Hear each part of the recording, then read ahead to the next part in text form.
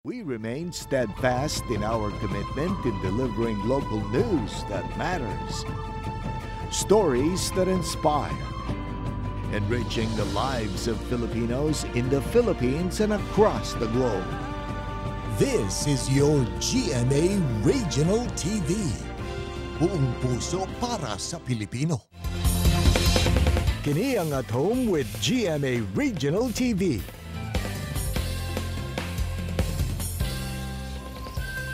Mayong buntag, Southern Mindanao ug South Central Mindanao. Kini ang At Home with GMA Regional TV. Atod damo ang mga importanteng balitang lokal sa Northern Mindanao ug Caraga Region. Kini ang pinakahalapad kapag balita gikan sa Western Mindanao. Aniya na mga unang balita.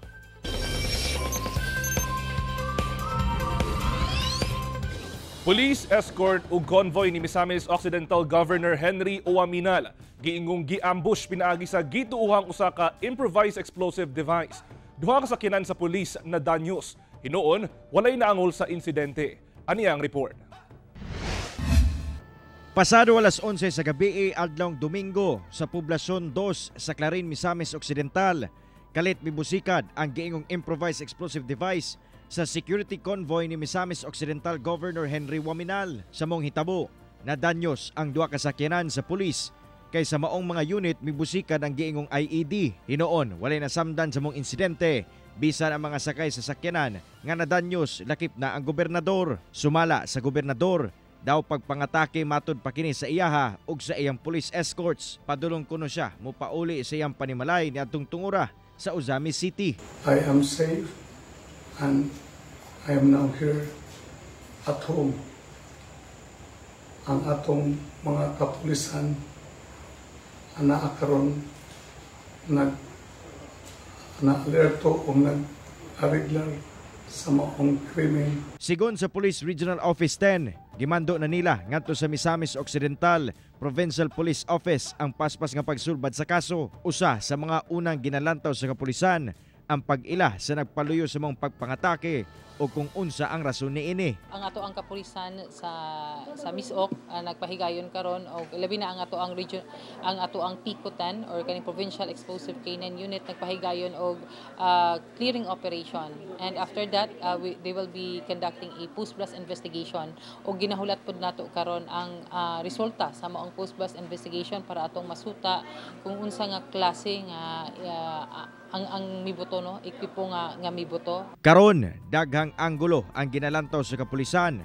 Magpatuman sab sila og security adjustment sa lugar aron masiguro nga dili na masubli pa ang insidente. Kauban si Makoy Simpron sa kamera. Ako si Cyril Chavez Para sa At Home with GMA Regional TV. Nagpasidaan karon ang Davao City Police nga pasakahan og kaso ang bisan kinsang masakpan nga naggahatag og limos o gapang limos diha sa kalsada. Ilawom sa anti-mendicancy law, mamahimong masilutan og 1,000 ka pesos ang individual nga mohatag og limos o nagapang limos. Gipasabot sa kapulisan nga dunay saktong paagi sa paghatag og hinabang sa nanginahanglan.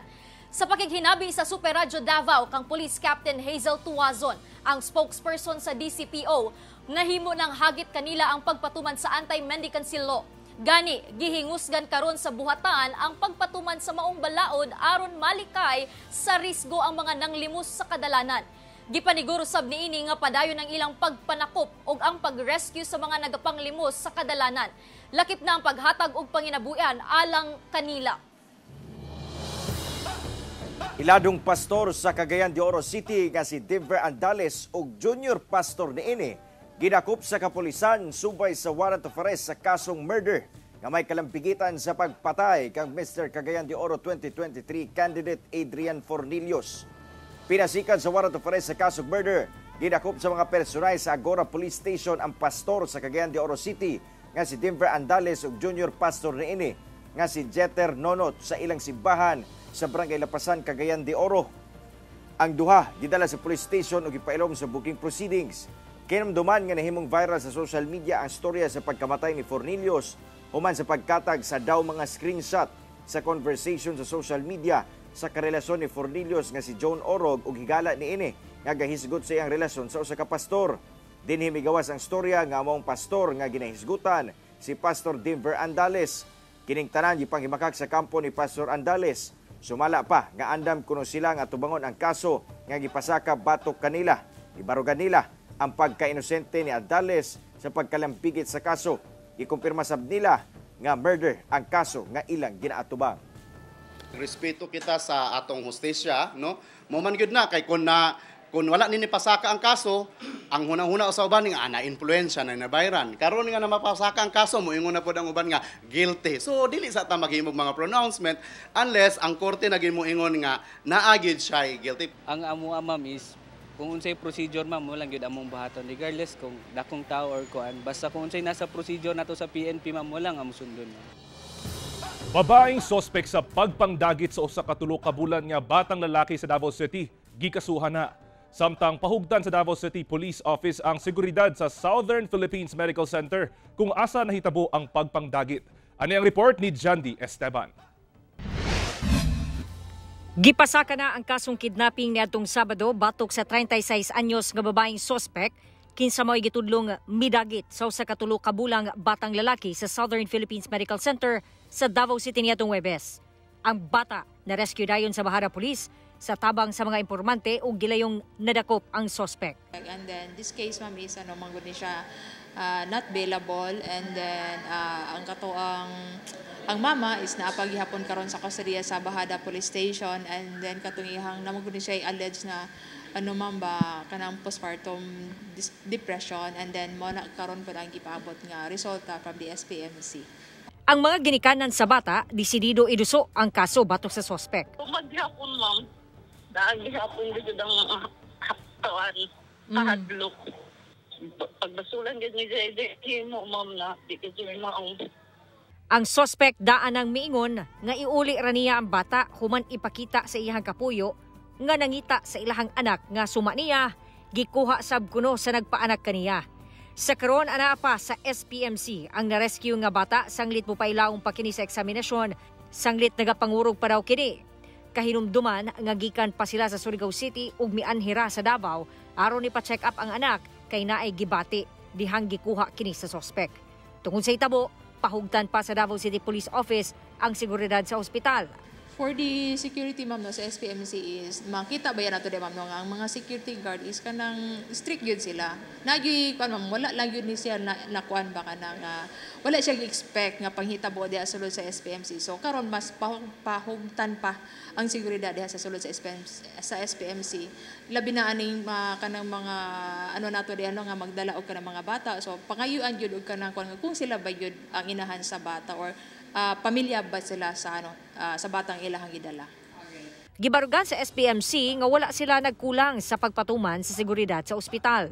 Wala may nakita na pagkukulang sa among mga guards kasi ang nahuman na magud ang transaction na tingala po among guard kay pas magdagan na actually na hold sa guard pero ang sulti kay gitan-aw man pud sa guard ang bata walay wristband meaning to say dili sa pasyente kay. Sumala ni Dr. Udan, maglisod daw sila kung isa-isahon pa og pangutana ang mga nagabitbit og bata pasulod og gawas sa SPMC. Maglisod mi ko isa-isahon sa guard na pangutana ba imo ba ng anak? Impractical yun siya because ang pasyente naman sa OPD nagadagan 800 to 1,002 daily. Samtang parayon gihapon ang investigasyon sa kapulisan, kalabot sa hitabo kung doon na ba'y laing nagpaluyon ini o kung tinuod ba nga gikuha bagayod ang anak sa suspect. Kauban si Jojo Solarte sa kamera. Ako si Jandy Esteban para sa At Home with GMA Regional TV.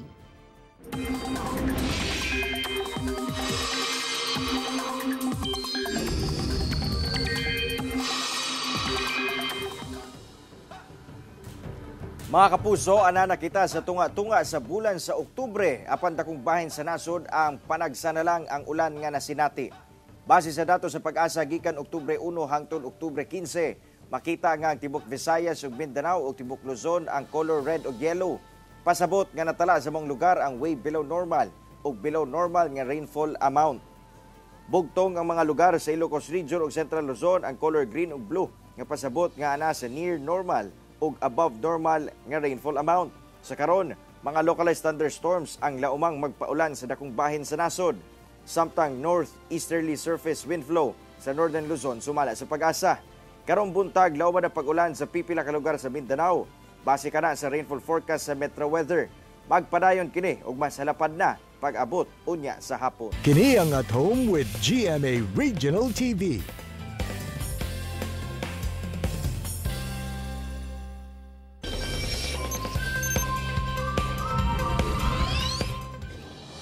Laing magnitude 6.5 nga linog na sab ang mitayog sa Western Afghanistan. Nadugangan pa karon ang patay dihang gitayog na sab og laing magnitude 6.5 nga linog ang Western Afghanistan. Gibutyag sa gobernador sa Herat nga usa ang patay samtang 35 ang samdan sa maong linog. Kahinumduman nga nasa gunsong pagtayog ang nasinati sa Western Afghanistan sa nanglabay nga adlaw kung asa 1,000 ang patay ug ana sa 2,000 ang samdan. Gawas niini, pipila sa gambalay, mga balay ug kalsada ang nangaguba, ilabi pa nga kasagaran niini ang gama sa mud structure. Ang mga komunidad nga apektado ang halos mapatag gumikan sa linog. Pope Francis nanawagan sa mga humanitarian group nga tabangan ang mga naipit sa under siege sa Gaza. Mao kini ang panawagan ni Pope Francis niya itong Domingo alang sa humanitarian corridors nga tabangan ang mga tao nga under siege karon sa Gaza City.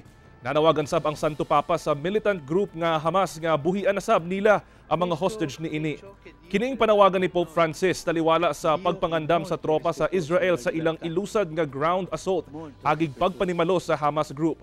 Paghuman sa sinimana nga Angelus prayer sa St. Peter's Square sa Vatican City, ang nagpadayag sab kini nga magpahigayon og usa ka adlaw nga pag-ampo alang sa kalinaw sa Middle East nga paghimuon karong adlaw Martes.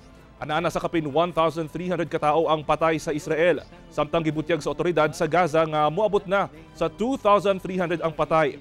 Lakip din ni mga bata ug 10,000 ang samdan sa nagpadayong airstrike sa Israel.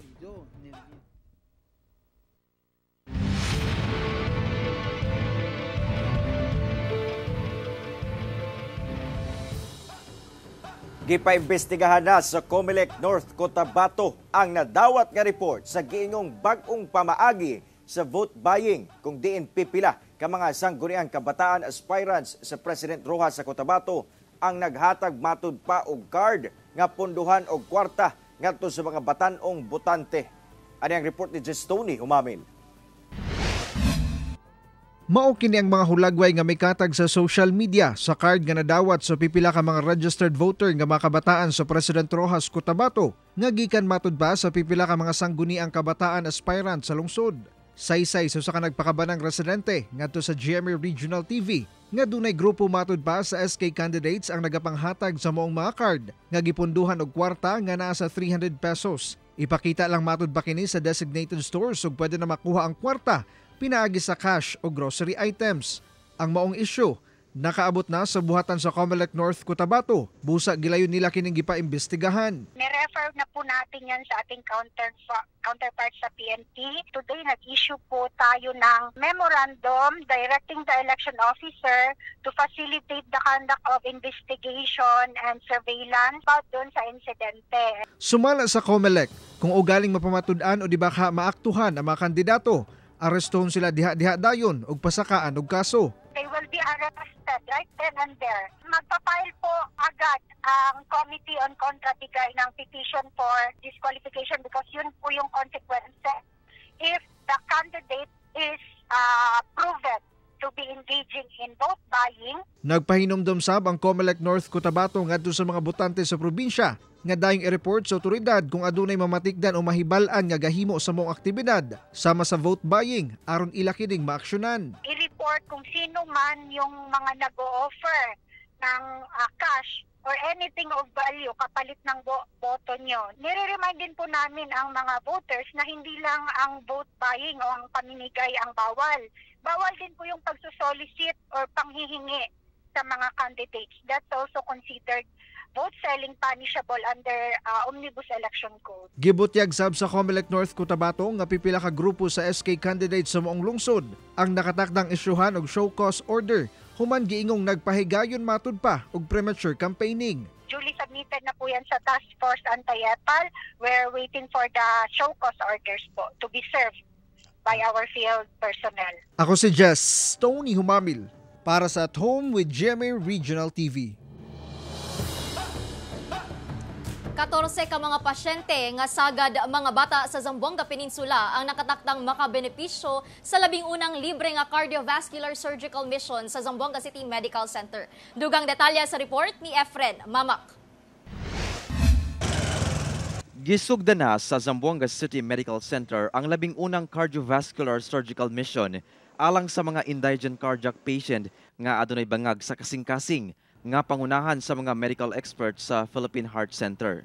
Matud sa ZZMC, sa 18 ka mga pasyente nga napaubos sa screening, 14 niini ang nahatagan og clearance alang sa maong operasyon. Ang pinakabatang ipaubos kuno sa maong heart surgery nag-edad og 7 ka bulan, samtang anaa sa 18 anyos ang pinakaedaran. Ang maong mga pasyente naggikan sa Zamboanga City ug mga silingang probinsya sa Region 9. So it's a major surgery, no? Yung mga butas sa puso tatakpan natin para mawala na yung butas. So we will, after the surgery, babantayan pa natin sila for the next 3 to 5 days. What to monitor? Number 1, infection. Minsan nakaka-infection yung site, so talagang very careful kami. Make sure na isolated sila. Tapos yung mga complications arising from the surgery and the others. Matud sa mga cardiologist, daghan matud pa ang factors nganong adunay bangag sa kasing-kasing ang usa ka pasyente sama sa giingong maternal factor. Pwedeng maternal factors, may infection yung mother during pregnancy, especially during the first trimester. Secondly, pwedeng meron talagang congenital defect ang pasyente, either part of like halimbawa mga Down syndrome, no? Or may mga teratogenic effects, may nainom na gamot yung mother during pregnancy. It's very important na as early as possible, ma-detect kung may butas sila sa puso so you can intervene sa mga patients who will need corrective surgeries. Matud sa Philippine Heart Center, ang kalampusan sa maong surgical mission makatabang sa pagpatukod sa Regional Heart Center sa Region 9 aron daghan pang mga susamang pasyente ang matabangan ug dili na kinahanglang muadto pa sa Philippine Heart Center sa Manila. Why we need already to go out of the heart center. We are so over-congested. The wait at heart center is so long. The travails of a patient coming from the province going to Manila is no joke at all, and the money involved. So we see this as the most practical solution to the number 1 killer in the world. Ako si Efren Mamak para sa At Home with GMA Regional TV. Mga kapuso, atangi ang laing hugna sa mga kulba hinab nga dula sa nagpadayong NCAA Season 99 Basketball Tournament nga atong masaksihan live sa GTV unyang hapon. Masaksihan ang dula sa Perpetual Altas kontra San Beda Red Lions unyang alas 2 sa hapon. Sabtang magtigi sab sa kadaugan ang LPU Pirates kontra JRU Heavy Bombers alas 4 sa hapon live sa GTV. Kinsa kaha ang new heroes sa maong mga dula. Atangi ang mas nagkainit pa nga paragsangka sa mga team matag Martes, Miyerkules, Biyernes, Sabado ug Domingo live sa GTV. Kini ang At Home with GMA Regional TV.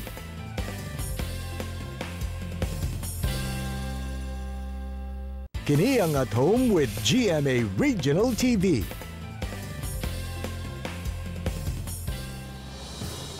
Nagpahibalo ang Davao City Water District nga posibleng i-take down sa Meta ang ilang Facebook page. Apan miapila na ang buhatan. Atong sayron kung ngano sa report ni Jandy Esteban. Gipahibalo sa Davao City Water District nga nakadawat matud pa sila og notification gikan sa Meta nga posible ma-take down ang ilahang Facebook page tungod sa mass report.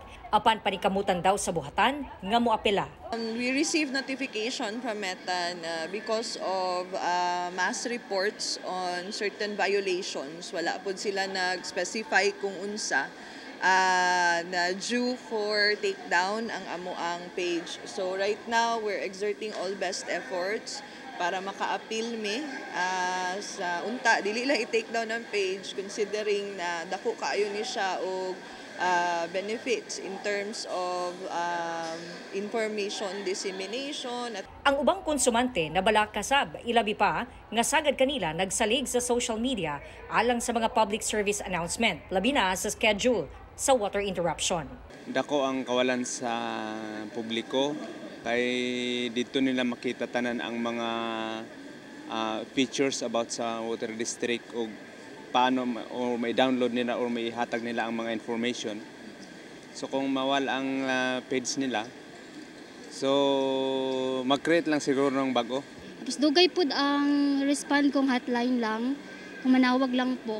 Nindot jud basta nasa social media mag-post or sa ilang Facebook page. And if ever mahitabo gyud na take down, ma'am, what we will do is we will rebuild our social media presence from the ground up. Paningkamutan lang nato that we can mahabol nato kung sa tong present na followers nato karon in a month's time kung makaya. Gawa sa social media accounts, pwede mo kontak ang mga konsumante sa 24/7 hotline sa DCWD. 235-3293 alang sa service-related concerns, 244-6767 alang sa leak reports ug water quality concerns. Pwede sab mo kontak ni ining mga mobile number. Samtang ang mga netizen may paabot sa ilahang mga concern kalabot sa serbisyo sa buhatan sama sa pagkawala sa aga sa tubig nga wala matudpay abiso. 77% ang naaga enjoy og 24 hours water supply availability. Nagpabilin na 23% ang kadtong intermittent ang supply. And although recently naatay medyo dako na water service interruption affecting line 2 sa atong Dumoy water supply system, as of right now, most of the affected areas have already recovered. Kahinumduman nga ang Davao City Bulk Water Project, diin ang Tamugan River ang mamahimong tinubdan, ang ginalaumang makasulbad sa problema sa tubig, labi na sa 2nd District, kung asa sagad makasinati og hinay ngadto sa way agas. Karong tuiga unta ang operasyon apan nadelatar ug hangtod karon wala pay gihatag nga update ang Apo Agua nga maoy nakatutok sa proyekto kung kanus agayod kini makasupply og tubig sa publiko. Kauban si Jojo Solarte sa kamera. Ako si John D. Esteban. Para sa At Home with GMA Regional TV. City Government of Davao nakikiusa karon sa pagsaulog sa Breast Cancer Awareness Month sa bulan sa Oktubre. Nagpahigayon og seremonya mga empleyado sa lokal nga kagamhanan sa Davao City sa San Pedro Square, Davao City adlong Lunes atol sa flag raising ceremony. Gitambungan kini sa pipila ka konsehal, lakip na si Davao City Vice Mayor Melchor Kitain Jr. Gani subay sa kasaulugan, gipagula ang Proclamation No. 3 Series of 2023 nga nagdeklara matag bulan sa Oktubre isip Pink October sa Davao City. May bisita sa Zamboanga City si Commission on Election Chairman George Erwin Garcia alang sa pagpahigayon sa 3rd Regional Joint Security Control Center Coordinating Conference. Kini alang sa pagpangandam sa umaabot nga barangay ug sangguniang kabataang elections 2023. Aniya ang report. Gipahigayon ang 3rd Regional Joint Security Control Coordinating Center Conference sa Zamboanga City adlong Lunes. Kinialang sa umaabot nga barangay ug sangguniang kabataang elections 2023. Atol sa maong conference nga gitambungan ni Commission on Election Chairman George Erwin Garcia, lakip Armed Forces of the Philippines, Philippine National Police ug Philippine Coast Guard, gituki ang mga lakang aron masiguro ang limpyo, hapsay ug matinud-anong eleksyon. Gibutyag ni Garcia nga kapinduha ka semana una ang eleksyon, hapsay ang pagpangandam sa COMELEC sa Region 9 ug sa BARM area. Gikalipay sab niini nga wala kuno silay namatikdan nga mga campaign posters o materials una ang campaign period karong Huwebes, October 19. Dito po kasi sa inyo maayos sa buong region 9, kakainis. Ibig sabihin, ganun ko ina-emphasize, maayos kasi ang coordination ng PNP, AFP at saka Coast Guard. Kasama na rin yung ating local COMELEC natin. Yung sa Sulu, walang masyadong problema dito sapagkat wala halos labanan dyan, madami lugar po dyan ng walang labanan. Ganon din po ang Tawi-Tawi area, wala po masyadong labanan doon. Siguro nga dahil sa maayos ang political situation ng lugar sa kasalukuyan. Dugang niya nga sa 1.4 milyon nga kandidato sa tibuok Pilipinas, anaa sa 7,000 ang naisyuhan og show cause order. ug ana sa 200 ang gifailan na og disqualification case. Nadawat na sab matud pa sa COMELEC 9 ang mga election paraphernalia. Lakip ang pagkumpleto sa electoral members ug mga magtutudlo sa ilang trainings alang sa ilang pag-alagad panahon sa eleksyon. Apan subling nagpahimangno ang COMELEC sa mga mukandidato kalabot vote buying. Mas doble sabang ilang ipatumang hugot nga seguridad sa panahon sa kampanya nga mulungtad kutob October 28. At isang babala ito sa lahat ng mga kumakandidato kung paano natin ipinatupad ng mahigpit ang ating pong kampanya against premature campaigning. Mas doble po namin ipapatupad ang kahigpitan lalong-lalo na sa issue ng vote buying. Handa na po ang inyong commission election. We can promise you a very orderly and peaceful election. Kauban si Sim Romero sa kamera. Ako si Krisa Dapitan. Para sa At Home with GMA Regional TV. Mga kapuso, truly inspiring and motivating gayod ang mga istorya nato this morning. Sama ni ining panultihon ni Hippocrates, usa ka Greek physician. Wherever the art of medicine is loved, there is also a love of humanity. Mga kapuso, 69 days na lang, Pasko na!